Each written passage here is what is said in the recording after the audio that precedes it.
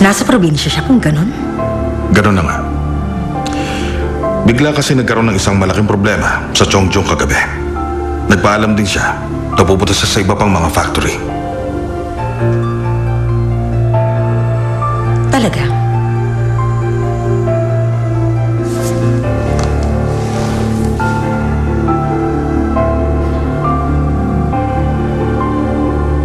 Medyo naguguluhan pa rin ako. Pero paniniwalaan na muna kita. Umaasa ako makakarinig ako ng paliwanag mula sa kanya. Pero pwede na rin ang sinabi mo. Pero kung pwede lang, sabihin mo umuwi siya ngayon para sa family gathering.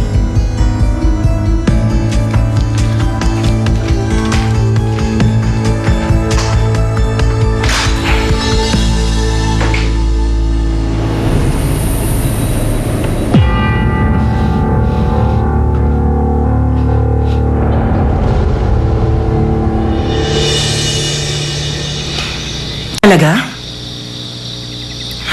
Naiintindihan ko.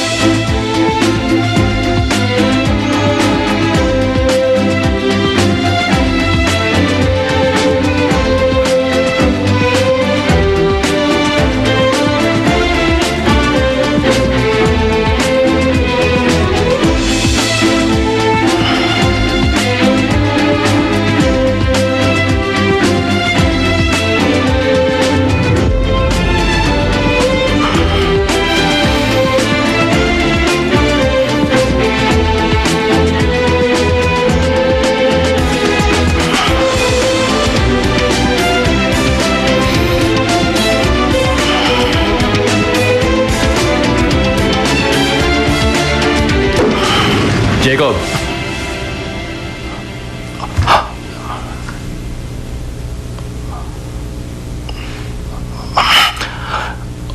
Meron ka bang kailangan, Kuya Elias?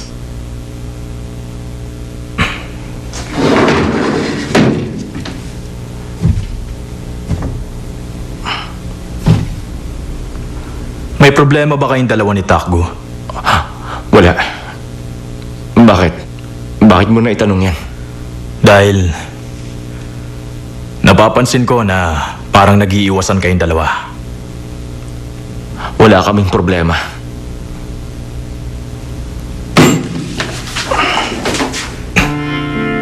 Magiging talunan ka lang kapag nakipagkumpetensya ka.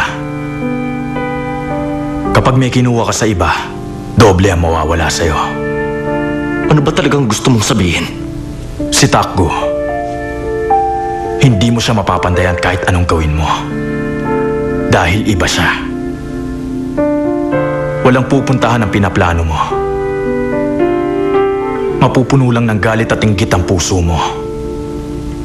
At uuwi kang talunan. Ganun? Ganyan pala kataas ang tingin nyo kay Takgo. Kaya si Master Palbong, ikaw at ang iba, laging binabantayan ang kilos niya. Dahil para sa inyo, siya ang pinakamagaling. Hindi yan ang ibig kong sabihin.